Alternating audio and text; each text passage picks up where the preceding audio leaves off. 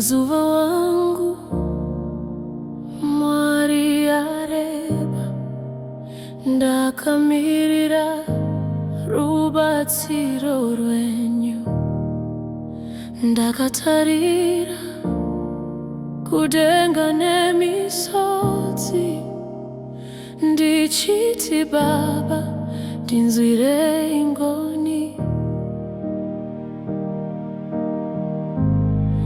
Ndokondwa nemiedzo yenyika ino, asi ndiri mwana wenyu Mwari. Handisi kurega kutsvaka ruoko rwenyu rweupenyu. Ndirangarire Ishe, ndirangarire Baba. Handina mumwe wandinaye, asimi Mwari. Ndirangarire Ishe, pakuneta kwangu kwese. Ndirangarire, ndipindure Mwari wangu, ndirangarire.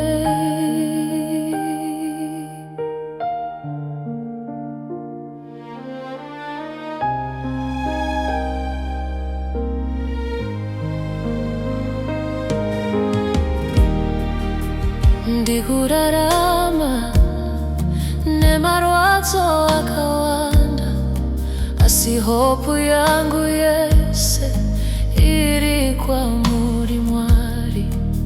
Munonzwa kuchema kwevana venyu vakarasika nevanotsvaka nyasha. Kana zvese zvandinetsa, ndinoziva imi muriko.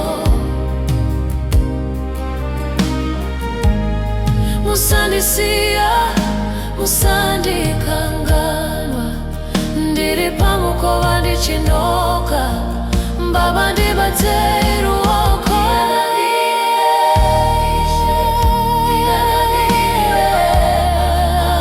Handina mumwe wandinaye, asimi Mwari. Ndirangarire Ishe, pakuneta kwangu kwese.